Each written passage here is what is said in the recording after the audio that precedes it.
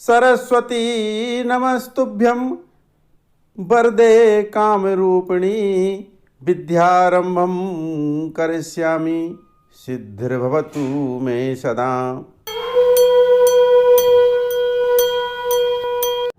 श्री गणेश जी भगवान और माँ सरस्वती जी का स्मरण करते हुए आज की वास्तु कक्षा प्रारंभ करते हैं। अब तक की कक्षाओं में हमने भूखंड का चयन, परीक्षण, शल्य शोधन, भूखंड शोधन, ढलान इत्यादि के बारे में अध्ययन किया। इसके बाद भूखंड पर निर्माण कब प्रारंभ करना है, यानी कि ग्रहारंभ मुहूर्त जो होता है उसका अध्ययन किया। जब ग्रहारंभ के लिए दिन निश्चित हो गया, इसके बाद में खात की दिशा किस तरफ निर्धारित करना है यह निश्चित हो गया। इसके बाद पूजन सामग्री की जो लिस्ट है उसकी आवश्यकता होती है। आज की कक्षा में वास्तु पूजन की जो सामग्री है उसकी जो सूची है वो हम आपको यहाँ प्रस्तुत करते हैं। इससे आपका कोई सामग्री छूटेगी नहीं। वहाँ वास्तु स्थल पर जब आप पहुँचेंगे तो हर सामग्री आपके समक्ष उपलब्ध होगी। तो यहाँ पर जो सूची है वो हमने यहाँ पर लिखी है। इसको हमने कई भागों में विभाजित किया है। इससे आपको याद करने में आसानी होगी। सबसे पहले तो जब वास्तु पूजन होता है तो वास्तु पूजन में वास्तु मंडल, नवग्रह मंडल और सातिया यानी कि कलश स्थापित करने के लिए जो हम स्वस्तिक बनाते हैं उसका मंडल बनता है। तो इसके लिए जो सामग्री की आवश्यकता होती है उसकी सूची यहाँ पर दी गई है। सबसे पहले ये सामग्री है लकड़ी की चौकी या पटा, जो कि लगभग 1.5 बाई 1.5 फीट के हों। ऐसे 3 पटों की आवश्यकता होती है। इनमें से एक पटा यदि 1.5 बाई 1.5 की बजाय 1 बाई 1 फीट का भी हो तो भी काम चल जाएगा। इसके बाद जो दूसरी सामग्री है वो लाल, पीला और काला कपड़ा 1 मीटर, माने लाल रंग का भी 1 मीटर, पीले रंग का भी 1 मीटर और काले रंग का भी 1 मीटर कपड़ा इसकी आवश्यकता होती है। फिर वास्तु मंडल, नवग्रह मंडल इत्यादि जो पटा हैं, उन पटे के ऊपर जो अपन वस्त्र रखते हैं, उन वस्त्रों को बांधने के लिए हम कलावा और मौली का प्रयोग करते हैं। इसके अलावा यजमान को बांधने के लिए, रक्षा सूत्र बांधने के लिए हम कलावा और मौली का प्रयोग करते हैं। तो वो कलावा और मौली हमने केवल यही लिखी है और जगह लिखने की आवश्यकता अलग से नहीं है। तो वो जो है लगभग 200 ग्राम में काम चल जाता है। कलावा के बाद में चावल लगभग 250 ग्राम। ये यदि 300 ग्राम है तो भी कोई आपत्ति नहीं है, लेकिन यथासंभव चावल जो है अधिक से अधिक कम से कम 250 ग्राम तो होना ही चाहिए। हम यहाँ पर जो सूची पढ़ रहे हैं वो धीमे तरीके से पढ़ रहे हैं, क्योंकि आप इससे सूची को पढ़ते पढ़ते, सुनते सुनते अपनी एक डायरी में लिख भी सकें। इसके बाद जो 5वीं सामग्री है वो है मूंग की दाल। ये छिक्कल वाली दाल चाहिए रहती है। और खड़ी मूंग, ये भी 250 ग्राम। छिक्कल वाली दाल 200 ग्राम और खड़ी वाली मूंग 250 ग्राम। क्योंकि चूँकि मूंग का जो रंग है वो बुध ग्रह के नवग्रह मंडल में काम आता है। इसके बाद गेहूं की आवश्यकता होती है, वो है 200 ग्राम। गेहूं के बाद काले तिल की आवश्यकता होती है। काले तिल 100 ग्राम की मात्रा में। काले तिल के बाद रंग चाहिए रहते हैं। कौन कौन से रंग? लाल, पीला और काला। ये लगभग 20-20 ग्राम रंग चाहिए रहते हैं। इन रंगों के द्वारा वास्तुमंडल इत्यादि के जो ग्रह हैं या देवता हैं, नवग्रह हैं, इनको बनाया जाता है। ये यहाँ पे वास्तुमंडल के प्रमुख प्रमुख वस्तुएं बताई गई हैं। इसके बाद में चूँकि हम जहाँ ग्रारंभ करने वाले हैं वो एक सुनसान स्थान है, वहाँ पर हमारा स्वयं का कोई मकान नहीं है, तो हमें घर से तैयारी करके ले जाना पड़ती है। तो ऐसी स्थिति में पूजन में जो सहायक सामग्री है वहाँ जिसकी आवश्यकता पड़ती है वो है 4 थालियाँ, 4 थाली और कटोरी 5, चम्मच कम से कम 2 और बैठने की आसन कम से कम 2, क्योंकि एक पर पंडित जी बैठेंगे, एक पर आप बैठेंगे। यदि आप धर्मपत्नी के साथ में पूजन करने बैठे हैं तो आसन जो है आपको 3 रख लेना चाहिए। इसके बाद में आपके साथ में कई अन्य लोग भी जाते हैं तो उनके बैठने के लिए दरी, फर्श या चटाई आदमियों की संख्या के अनुसार, जितने आपके साथ में जने हैं, जितने लोग हैं, उसके हिसाब से बैठने के लिए आपको वहाँ पे व्यवस्था करना पड़ती है। इसके बाद 2 लोटा और पानी का जो घड़ा है वो पीतल का कसेड़ी हो तो सबसे श्रेष्ठ है, क्योंकि वहाँ पानी की आवश्यकता भी पड़ती है। इसके बाद में दोना 20 रख लीजिए और पत्तल 10 रख लीजिए। ये वहाँ पर सहायक सामग्री है। क्योंकि ये स्मरण में रहना बहुत ज़रूरी है, इसलिए इनको आप पहले से ही लिख लीजिए। इसके बाद में कुछ सामग्री ऐसी भी होती है जो घर से बना करके ले जाना पड़ती है। जैसे कि वास्तु देवता, उनके लिए जो बलि दी जाती है वो बलि प्राचीन काल में अलग अलग पदार्थों से दी जाती थी, लेकिन उसमें बहुत से ऐसे पदार्थ हैं जो वर्तमान में उपलब्ध नहीं हैं। तो इसलिए हम वर्तमान में 45 देवताओं के लिए पायस बलि देते हैं। पायस का अर्थ होता है खीर। तो ये खीर हमारे लिए घर से बना के ले जाना पड़ती है।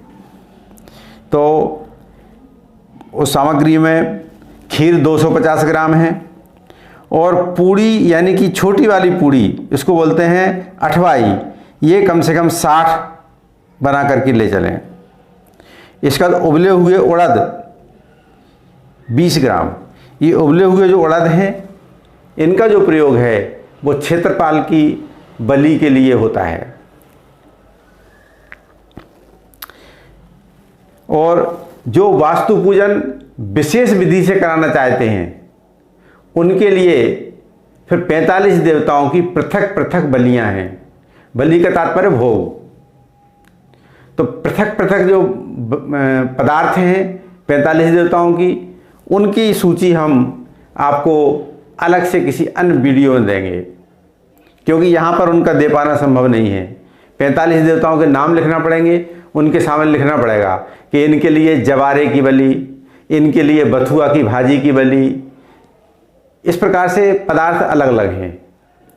तो हम यहाँ पर सामान्य वास्तु की बात कर रहे हैं, तो खीर की बलि, खीर का जो भोग है वो देना पर्याप्त है।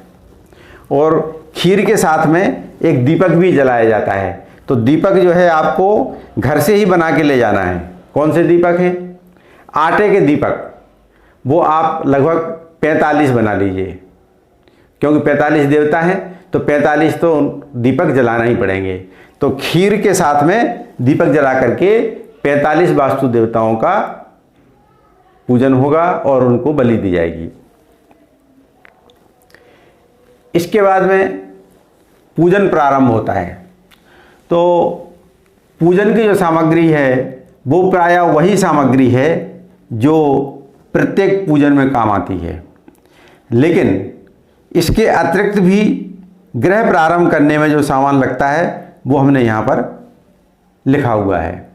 तो इस पूजन सामग्री को हम बोलते जाते हैं, आप लिखते जाइए। सबसे पहले चाहिए है शुद्ध जल और गंगा जल।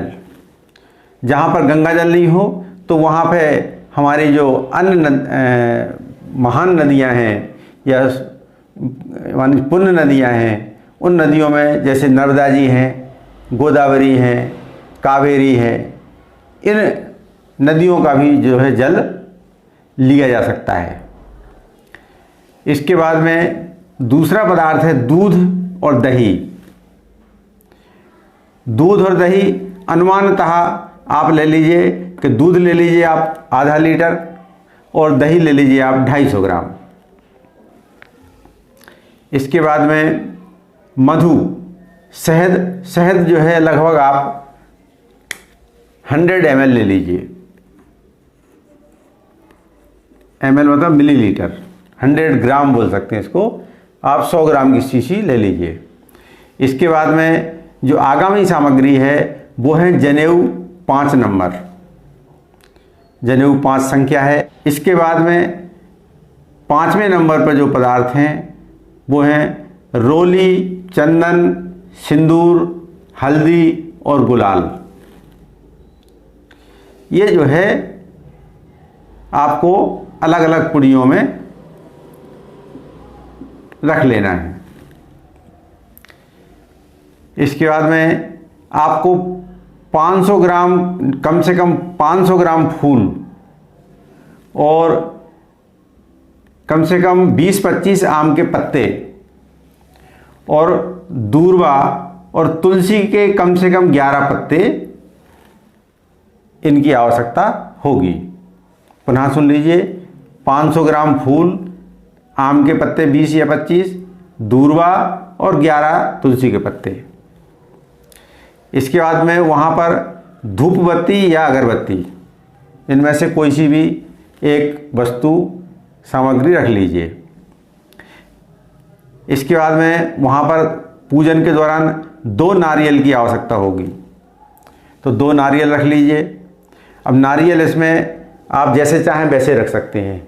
सूखा नारियल रखना हो तो सूखा नारियल रख लीजिए और गीला नारियल रखना हो तो गीला नारियल रख लीजिए।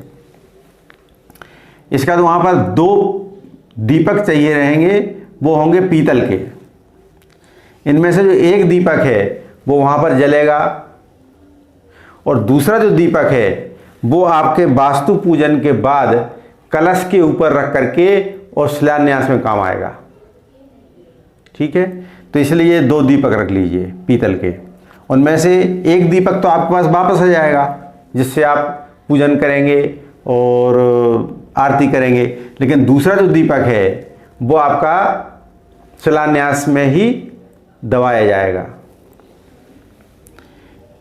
अब जैसे हमने पहले बताया था कि 45 देवताओं की बलि देना है, तो जो आटे के दीपक हैं वो आप जो है 45 घर से ही बना के ले जाएं। रुई ले लीजिए 50 ग्राम। इसके बाद में कुसा ले लीजिए 20 ग्राम। पंचमेवा और मिठाई, पंचमेवा ले लीजिए आप 100 ग्राम और मिठाई जो है आप अपनी वहाँ श्रद्धा के अनुसार ले लीजिए, या जितने लोगों में बांटना हो उतनी मिठाई ले लीजिए। इसके बाद में अब जो है यहाँ पे आता है नाम नाग नागिन का जोड़ा। ये वास्तु पूजन में ही लगता है, अन्य जगह पे नहीं लगता है, अन्य किसी पूजन में नहीं लगता है। लौंग इलायची रख लीजिए आप 10-10 ग्राम। गोबर की व्यवस्था पहले ही से कर लीजिए, गौमूत्र भी व्यवस्था कर लीजिए। पान के पत्ते 5, सुपारी कम से कम 5, यदि ज़्यादा रख सकते हो तो और अच्छी बात है। इसका बाद नींबू रख लीजिए 2। नींबू के बाद में कच्चा सूत, ये वहाँ पर रक्षा सूत्र बांधने का काम आता है, षड सूत्र बांधने का काम आता है, तो इसलिए कच्चा सूत का यहाँ पर 1 गोला रख लीजिए पूरा। इसके बाद में नागफनी की कीलें 4, प्लाट के चारों तरफ, चारों कोनों पे नागफनी की कीनें गाड़ी जाती हैं, इसलिए 4 चाहिए हैं। इसके बाद में शिलाएँ 5, शिलाएँ मतलब जिनका आप शिलान्यास करेंगे, पूजन करेंगे, वो शिलाएँ। अब इस संबंध में कई लोग विशेष रूप से शिलाएँ बनवाते हैं।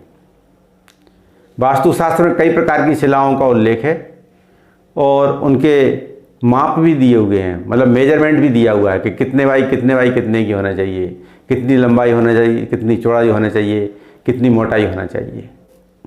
क्योंकि प्राचीन काल में जो वास्तु होता था वो मुख्य रूप से जो किले बनते थे या राजाओं के काम आता था। आम जनता में कुछ प्रचलन था।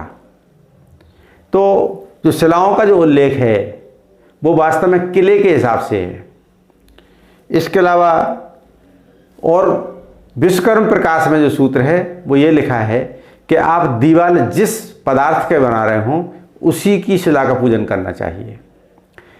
तो उसमें चूंकि शिला नाम इसलिए रखा, शिला का नाम होता है पत्थर। तो प्राचीन काल के जो किले होते थे वो पत्थर के बनते थे, तो चूंकि पत्थर के बनते थे तो पत्थर को ही काट करके शिला बनाते थे, इसलिए उसका नाम शिलान्यास रख गया। लेकिन वर्तमान में चूंकि हम लाल ईंटों का, पक्की ईंटों का दीवार बनाते हैं, तो ऐसी स्थिति में हमारे लिए जो ईंटें हैं उनका भी पूजन करना चाहिए।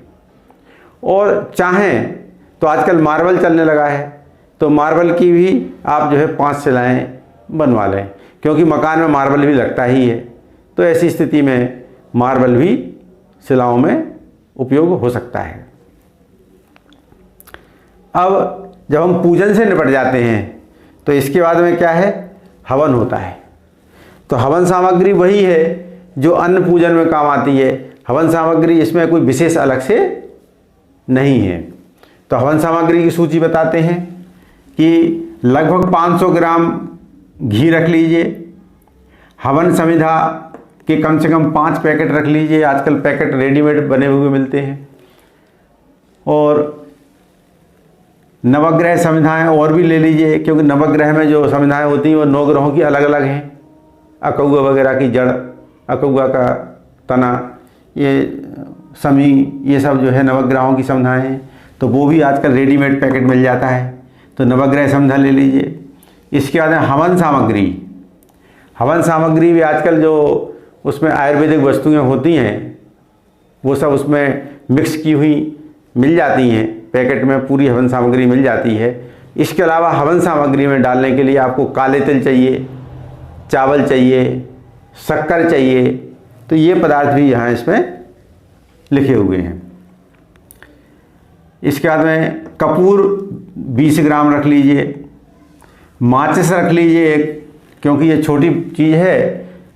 इसके बाद भी कई बार माचिस भूल जाते हैं तो इधर उधर मांगते घूमते हैं, तो माचिस रख लीजिए। इसके बाद में यदि कोई बड़ा हवन कुंड हो आपके पास, आजकल रेडीमेड हवन कुंड भी मिलते हैं जो थोड़े बड़े साइज में हों, जो कि कॉपर के होते हैं। और यदि मान लो वो उपलब्ध ना हो आपके पास, तो आप वहाँ पर 10-11 ईंटें की व्यवस्था कर लीजिए। तो नीचे परत पे ईंटें हो जाएंगी, इसके बाद में उसके ऊपर भी बेदी बन जाएगी, तो उस बेदी के द्वारा अपना हवन हो जाएगा। तो ईंटों की व्यवस्था कर लीजिए।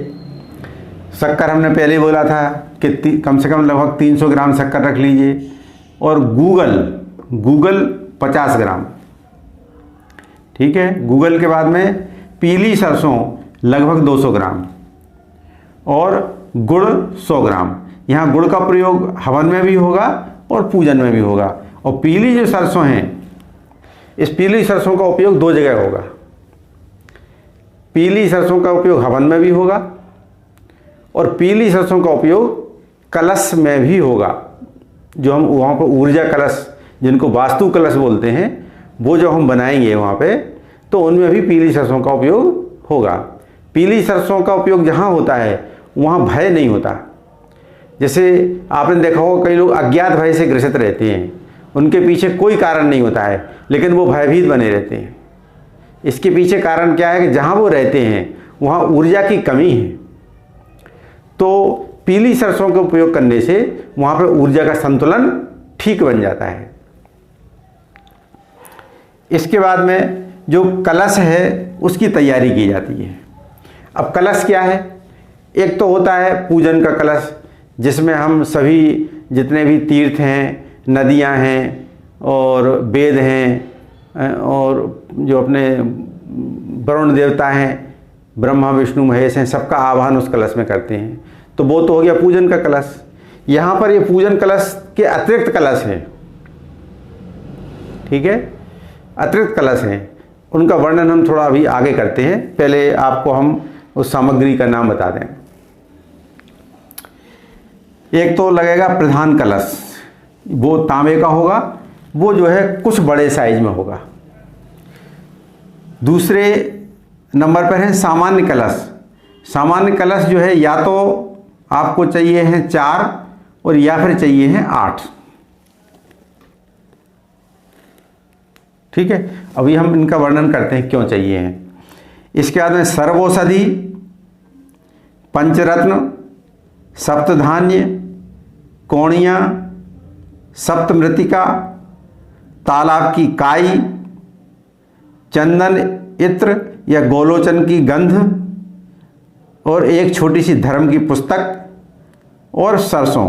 ये सरसों का नाम हमने पहले भी लिया है और यहाँ पहले लिया है और यहाँ दोबारा भी ले रहे हैं, इसलिए ले रहे हैं कि स्मरण बना रहे। अब यहाँ समझाते हैं कि प्रधान कलश और सामान्य कलश क्या है। क्योंकि वास्तुशास्त्र में 8 दिशाएं हैं, पूर्व, पश्चिम, उत्तर, दक्षिण, ये तो प्रधान 4 दिशाएं हैं। इसके बाद इनके बीच में एक एक दिशा और है जो कोण की दिशा होती है, ईशान कोण, आग्नेय कोण, वायव्य कोण, नैऋत्य कोण। तो कोण की दिशाएं और प्रधान दिशाएं मिलाकर के 8 दिशाएं हो जाती हैं। इन 8 दिशाओं में ऊर्जा चक्र होते हैं जिनको हमें जागृत करना पड़ता है। और प्लाट के बीचों बीच ब्रह्म स्थान होता है। ब्रह्म स्थान से ऊर्जा इस तरह से चारों तरफ कमल की तरह खिलती हुई बाहर की तरफ निकलती है। और जो 8 कोने हैं उनमें ऊर्जा का संतुलन जाकर के बन जाता है। जिसमें ऊर्जा का संतुलन पूरी तरह अच्छा बना हुआ है, वो मकान में जो भी रहने वाले हैं उन्हें किसी प्रकार का कष्ट हो ही नहीं सकता। अगर किसी प्रकार का कष्ट है तो समझ लीजिए कि 8 दिशाओं से लेकर के ब्रह्म स्थान के जो ऊर्जा चक्र हैं इनमें कहीं ना कहीं कोई कमी है। तो जो प्रधान कलश है उसको ब्रह्म स्थान में रखा जाता है, इसलिए वो कलश थोड़ा बड़ा होता है। अब वास्तुकर्म प्रकाश में तो ये तक लिखा है कि वो कम से कम उसकी जो चौड़ाई है वो लगभग 1 फीट होना चाहिए। उसमें फीट नहीं चलते थे, उन्होंने हाथ बोला है कि पौना हाथ, तो हाथ को हम 1 फीट मान लेते हैं। तो चौड़ाई जो है 1 फीट होना चाहिए कम से कम। लेकिन इतना बड़ा नहीं मिल पाता है या नहीं रखना चाहते हैं तो थोड़ा छोटा रखें। लेकिन जो अन्य कलश हैं वो आप क्या करेंगे, उससे छोटे रखेंगे। जो प्रधान कलश है उससे वो छोटे रहेंगे। अब यहाँ पर हमने लिखा कि जो सामान्य कलश है वो या तो 4 प्रयोग कर सकते हैं या 8 प्रयोग कर सकते हैं। तो जैसे 4 प्रयोग करना है तो जो प्रधान दिशाएं हैं चारों, उत्तर, दक्षिण, पूर्व, पश्चिम, इनमें जो है रख दीजिए, ठीक है। और यदि आप संपूर्ण ऊर्जा प्राप्त करना चाहते हैं प्लॉट की तो आप जो कोणीय दिशाएं हैं उनमें भी रख दीजिए। तो यदि मान लो कोणीय दिशाओं में और प्रधान दिशाओं में दोनों जगह रखते हैं कलश तो 4 और 4 8 हो जाते हैं। ये देखिए 8। और केवल प्रधान दिशाओं में रखते हैं तो 4 होंगे। लेकिन प्रधान कलश तो एक चाहिए, इसलिए हमने यहाँ पे सामान्य कलश को 4 या 8 लिखा है। अब ये जो कलश है इसमें हमने जो सर्वौषधि, पंचरत्न, सप्तधान्य, कोणिया, सप्तमृतिका, तालाब की काई, चंदन, इत्र, गोलोचन, धर्म की छोटी पुस्तक, ये लिखा हुआ है। ये सामग्री बिल्कुल सामान्य सामग्री है। वास्तव में कलश की पूरी तरह ऊर्जा जागृत करने के लिए, प्लॉट की ऊर्जा पूरी तरह जागृत करने के लिए इसके अलावा कम से कम 50 तत्व और हैं। कम से कम 50 तत्व और हैं जो कि वैज्ञानिकों को जब मोहनजोदड़ो की खुदाई की थी उसमें भी कुछ तत्व मिले थे, वो आज तक सुरक्षित थे। अब वो सुरक्षित क्यों थे इसका हम कारण अभी आगे बताते हैं। तो सबसे पहले जैसे सर्वौषधि, इनमें कई प्रकार की औषधियाँ आती हैं। इन औषधियों के नाम हम अलग से वीडियो में देंगे। पंचरत्न, 5 प्रकार के रत्न हैं, सोना, चांदी। अब 5 प्रकार के मतलब अकेले 5 नहीं हैं, रत्न तो बहुत हैं और आप 5 से अधिक भी रख सकते हो, जितनी ऊर्जा आपको चाहिए। अगर ज़्यादा ऊर्जा चाहिए तो 5 से ज़्यादा रत्न रखिए आप, लेकिन 5 तो कम से कम रखिए ही। इसका अर्थ ही है पंचरत्न का। तो सोना, चांदी, तांबा, ठीक है, ऐसे करके जो धातुएं हैं वो जो है पंचरत्न में आती हैं। इसके अलावा मोती है, माणिक्य है, ये भी सब रत्न में आते हैं। तो जितना आप इसको ऊर्जा को जागृत करना चाहें उतना ज़्यादा आप कलश में रख करके जागृत कर सकते हैं। पंचरत्न। सप्तधान्य, 7 प्रकार के अनाज हैं। तो वास्तुशास्त्र की जो पुस्तकें हैं उनमें सप्तधान्यों का उल्लेख है, लेकिन अलग अलग उल्लेख है। कारण ये है कि एक वास्तुशास्त्र की किताब दक्षिण भारत में बनी, तो वहाँ दक्षिण भारत में जो धान्य पैदा होते हैं यानी अनाज पैदा होते हैं वो क्या करेंगे, वहाँ के अनाज लिखेंगे। उत्तर भारत वाले में जो अनाज पैदा होते हैं वो अपने अपने एरिया के हिसाब से लिखेंगे। तो सप्तधान्य में आपके एरिया में जो धान्य पैदा होते हों, गेहूँ है, चना है, मसूर है, उड़द हैं, ऐसे करके जो जवा है, ये जो जितने भी धान्य हैं 7 प्रकार के, वो जो है इसमें आवश्यकता कलशों में होती है। हर कलश में आवश्यकता होती है। प्रधान कलश में ये मात्राएं अधिक रहती हैं और छोटे कलश में ये मात्राएं कम रहती हैं। कौड़ियाँ, कौड़ियाँ का प्रयोग क्या है? ये वास्तव में धन का प्रयोग है। प्राचीन काल में कौड़ी से ही लेन देन होता था। आजकल जो है उसकी जगह सिक्का डाल देते हैं। चांदी का सिक्का डाल दो, सोने का सिक्का डाल दो, अगर आपकी बहुत ज़्यादा हैसियत है तो कुछ नहीं है तो कौड़ियाँ डाल दो। तो इसलिए हमने न्यूनतम चीज़ लिखी है कौड़ियाँ। सप्तमृत्तिका माने 7 जगह की मिट्टी, ठीक है। ये 7 जगह की कहाँ की है? राजा के दरबार की मिट्टी, घुड़साल की मिट्टी, गौशाला की मिट्टी, हाथी खाने की मिट्टी, ठीक है, चौराहे की मिट्टी, मंदिर की मिट्टी और किसी अच्छे शुभ स्थान, पुण्य स्थान की मिट्टी, किसी अच्छी नदी की मिट्टी, पुण्यमयी नदी की, गंगा की मिट्टी, जमुना की मिट्टी, गोदावरी की मिट्टी, है ना। तो ये जो है जब 7 हो जाएं तो ये सप्तमृत्तिकाएं हुई। इसके बाद में तालाब की काई, इसको तालाब की घास भी बोलते हैं। अब तालाब मान लो अपने पास आसपास है ही नहीं तो क्या करें? अगर कहीं आसपास नलकूप लगा हो, ट्यूबवेल लगा हो, तो वहाँ जब पानी लगातार रिसता रहता है तो वहाँ भी काई जम जाती है। तो ये जो है काई भी हमें इसमें रखना पड़ती है कलश में। इसके बाद में सुगंधित पदार्थ हैं, जैसे चंदन का बूरा है, इत्र है, गौरोचन है, ये जो है सुगंधित पदार्थ भी उसमें हर एक कलश में रखना है। एक धर्म की पुस्तक, आजकल माचिस गीता आती है, माचिस के आकार की गीता है, जो गीता प्रेस गोरखपुर ने निकाली है, वो विशेषकर इसी कार्य के लिए निकाली है। तो कलश में जो है चूंकि स्थान कम होता है तो माचिस के आकार की गीता उस कलश में आसानी से आ जाती है। तो ये धार्मिक पुस्तक हो गई है। इसके बाद में आता है सरसों। सरसों की मात्रा भी अपने लिए हर एक कलश में भरना है।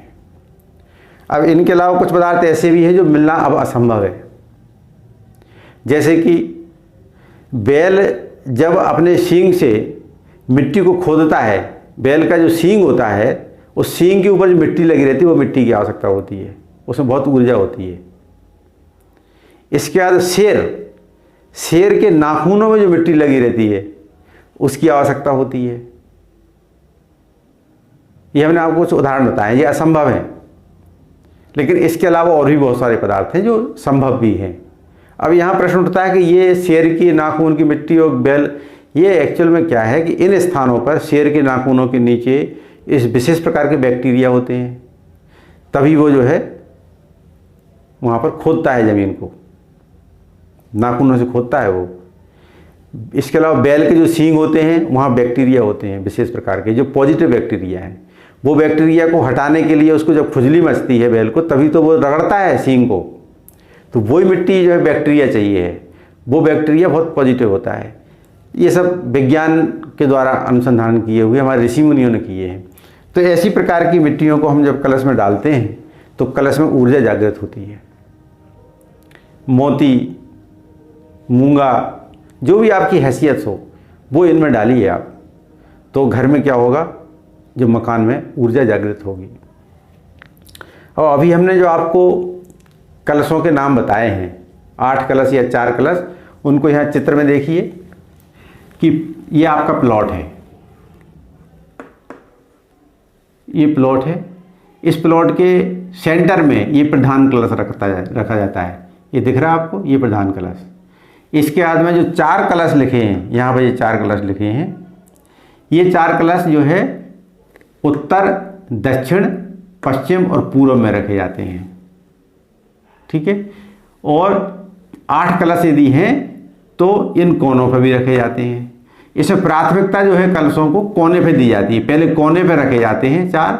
इसके बाद यदि आप 4 और लेना चाह रहे हैं तो उनको जो है आप इन प्रधान दिशाओं पर भी रखते हैं। लेकिन प्राथमिकता यदि 5 आपने कलश दिए हैं तो एक कलश तो जो रहेगा आपका ब्रह्म स्थान पे और बाकी 4 कलश रहेंगे कोणों पर। ठीक है, क्लियर हुआ? इस प्रकार से जो है आपका वास्तु पूजन प्रारंभ होता है। वास्तु पूजन का बहुत महत्व है। हमारे पास कई कुंडलियां आती हैं देखने को, उनमें हम देखते हैं कि उसके ग्रह बहुत अच्छे हैं